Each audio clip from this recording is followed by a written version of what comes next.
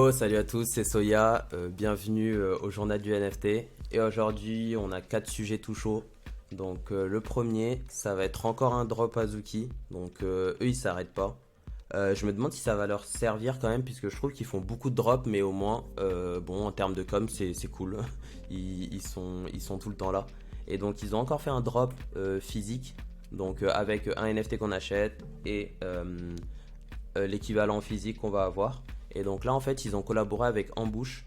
Donc Ambush, c'est une marque de vêtements, donc assez cher, mais très connue en fait, ils font de tout, hein. Mais voilà, les vêtements, ils commencent souvent à 600-700 euros. Et donc en fait, il y a une collaboration entre Azuki et Ambush pour sortir 2 pulls et aussi 2 pendentifs, un en argent, un en or. Et en fait, la particularité, c'est pour ça que Azuki veut vraiment se mettre dedans, c'est qu'en fait, chaque élément aura une puce intégrée pour en fait authentifier la provenance de ce vêtement-là. Donc en fait, c'est un petit peu ce qu'ils avaient fait précédemment. Et là, on retrouve tout de suite les PBT pour vraiment à la fin prouver et dire en fait, ok, ça c'est vraiment, c'est pas contrefait, c'est vraiment ça a été fait par Azuki et Ambush, telle date, etc. etc. Et donc c'est pour ça que c'est assez cher, même si le prix il est clairement abusé, je trouve.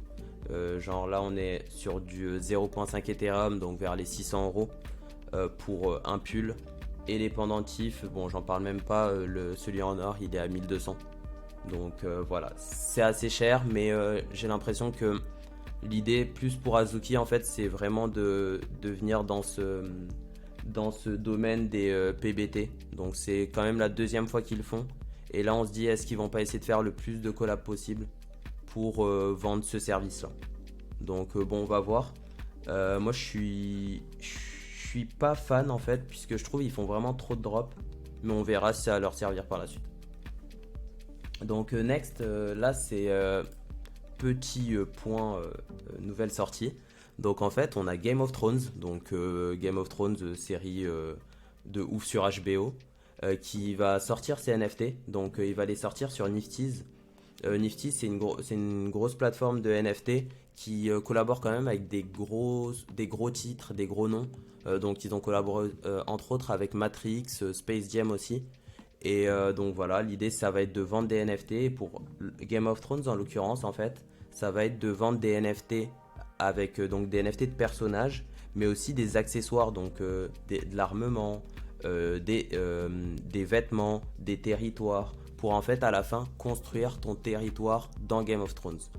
Donc ça, franchement l'idée est vraiment bien, surtout s'il y a un peu une gamification.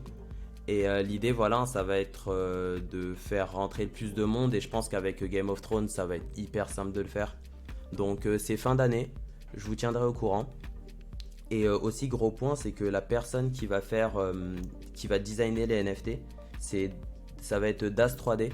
Et en fait, ils sont hyper connus pour avoir fait les Clonex. Donc les Clonex, c'est une grosse collection de NFT. Je vous en avais parlé au premier journal du NFT, je me souviens bien. Et donc voilà, c'est la collection qu'a racheté Nike. Donc Clonex, Takashi Murakami, Artefact. On voit que quand même il y a beaucoup de choses qui sont liées dans le monde du Web3. Mais en tout cas, ça fait grave plaisir de voir que Game of Thrones ils vont se lancer. Et puis on va voir fin d'année, hein, du coup. Je vous tiendrai au courant de toute façon. Ensuite, troisième point, ça c'est le sujet du jour. C'est Meta qui va permettre aux créateurs de vendre des NFT sur Instagram. Donc ça c'est vraiment une très grosse annonce, parce que quand on pense que pour vendre des NFT, c'était vraiment des plateformes Web3. Donc on avait OpenSea, Foundation, SuperRare, donc on en avait plein, mais c'était vraiment du Web3. Et donc voilà, les gens passaient toujours par le même process pour sortir une collection.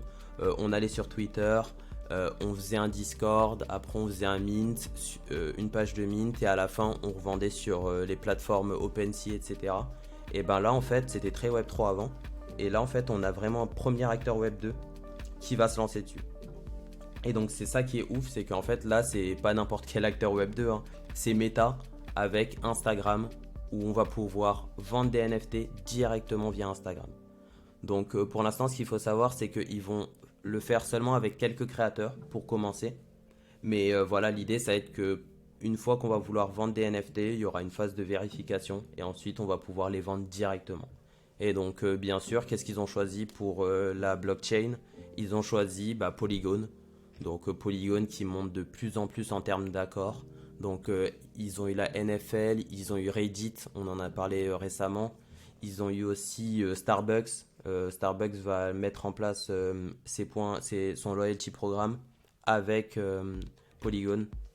Donc on voit que cette blockchain elle monte de plus en plus et je pense vraiment que ça va être dans les top 5 des blockchains à l'avenir puisque on a tout l'aspect NFT euh, sans payer un gros coût en termes de gaz, etc., en termes de transactions. Donc vraiment pas mal. Donc franchement l'interface elle est hyper stylée, ils ont très bien pensé pour acheter des NFT assez facilement. Et justement en fait, qu'est-ce qu'ils ont fait? Ils ont déjà sorti la première collection de NFT via Instagram. Et donc ça c'est fait avec qui? La collection est faite avec Drifter Shoot. Donc Drifter Shoot c'est un gars grave connu dans le monde du NFT. Il est là depuis plus d'un an. Et en fait c'est un ancien de l'armée qui donc après avoir été à l'armée a eu beaucoup de dépression et de PTSD. Et donc pour un peu faire une thérapie, il s'est mis dans la photographie et donc il escaladait les gratte-ciel et prenait des photos. Donc vraiment on a des photos hyper belles, je vous invite à regarder, de toute façon je mettrai les liens en description. Mais franchement hyper intéressant et les photos hyper belles, franchement j'adore. Et donc voilà, il a aussi été arrêté alors qu'il avait rien fait, mais bon ça je vous laisserai lire, etc. Mais voilà, l'idée c'est qu'il va monter des gratte-ciel et il va prendre des photos vraiment sympas. Il y a son Super Air où en vrai ce qu'il fait ça se vend vraiment à des 129 000 euros. Donc vraiment c'est des très gros prix puisque les photos sont très belles. Ça d'ailleurs c'était à Paris il y a un mois je crois où il avait pris cette photo. Mais sinon voilà, ces photos sont vraiment sympas, j'adore. Et du coup il a sorti ses premiers NFT sur Instagram. Et donc ces NFT sur Instagram c'était celui-ci. Donc voilà, hein, la vue de Central Park, vraiment pas mal. Et il a sorti donc à 1000 $. Donc connaissant Drifter Shoot, c'est vraiment pas cher quand on voit le prix de ses autres œuvres. Et donc il a sorti 50 éditions de ce NFT là. Et ce qui était bien, c'est que donc voilà, premier achat sur NFT, sur Instagram pardon, et en plus tous les collectors avaient une impression physique et signée. Donc ça c'était vraiment un bon utilities.